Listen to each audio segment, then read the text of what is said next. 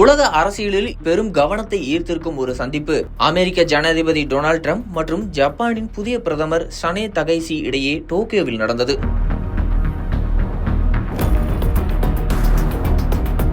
Japan வரலாற்றில் முதல் பெண் பிரதமராக பதவியேற்றுள்ள சனே தகைசி இப்போதுதான் அதிகாரத்திற்கு வந்து சில வாரங்களே ஆன நிலையில் அமெரிக்காவின் மிகப்பெரிய தலைவரான ட்ரம்புடன் சந்திப்பு அதிக முக்கியத்துவம் வாய்ந்ததாக கருதப்படுகிறது.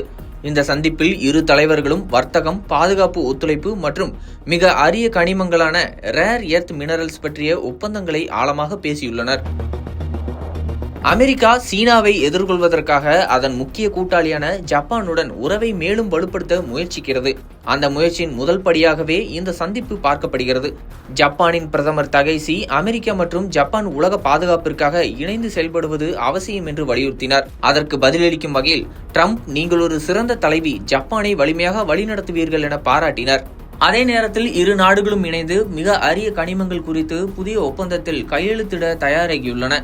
இந்த கனிமங்கள் தான் மின்சார வாகனங்கள், ஏஐ சாதனங்கள் மற்றும் இராணுவ உபகரணங்களுக்கு அத்தியாவசியமானவை. சீனா தற்போது உலகத்தின் 60% மேற்பட்ட ரேர் எர்த் உற்பத்தியை தனது கட்டுப்பாட்டில் வைத்திருப்பதால் அமெரிக்கா மற்றும் ஜப்பான் இந்த துறையில் இணைந்து செயல்படுவது சீனாவின் ஆதிக்கத்தை குறைக்கும் ஒரு முக்கிய முயற்சியாக பார்க்கப்படுகிறது. இந்த சந்திப்பின் போது அமெரிக்கா ஜப்பான் வணிக உறவுகள் பற்றியும் பேசப்பட்டது. ஜப்பான் அமெரிக்காவில் 400 பில்லியன் வரை முதலீடு செய்ய திட்டமிட்டுள்ளது. இதில் தொழில்நுட்பம், ஆற்றல் மற்றும் செயற்கை நுண்ணறிவு துறைகள் அடங்கும். பாதுகாப்பு கோணத்தில் ஜப்பான் தனது இராணுவ செலவுகளை வரலாற்றில் முதல் முறையாக அதிகரிக்க முடிவு செய்துள்ளது. இது ஆசியாவில் அமெரிக்காவின் நிலையை மேலும் வலுப்படுத்தும் என அரசியல் வல்லுநர்கள் கூறுகின்றனர்.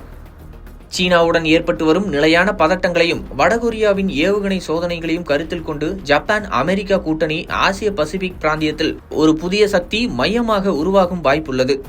இந்த சந்திப்பு முடிந்ததும் ட்ரம்ப், ஜப்பான் அமெரிக்காவின் மிக நெருங்கிய நண்பன், நாம் ஒன்றாக சேர்ந்து உலகத்தை பாதுகாப்பான இடமாக மாற்றுவோம் என்று தெரிவித்துள்ளார். ட்ரம்பின் அடுத்த வெளிநாட்டு பயணம் சீன தலைவர் ஜி ஜின்பிங் உடன் நடைபெறவிருக்கிறது. அதற்கு முன் ஜப்பானுடன் உருவாக்கிய இந்த உறவு அமெரிக்காவின் ஆசிய நோக்கு கொள்கையில் ஒரு பெரிய அடையாளமாக மாறியுள்ளது.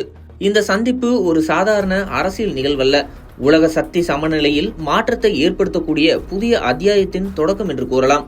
டோக்கியோவில் நடந்த இந்த ட்ரம்ப் தகைசி சந்திப்பு அமெரிக்கா ஜப்பான் உறவுகளை மட்டுமல்ல, முழு ஆசிய அரசியல் களத்தையும் உற்று நோக்கும் ஒரு நிகழ்வாக மாறியுள்ளது.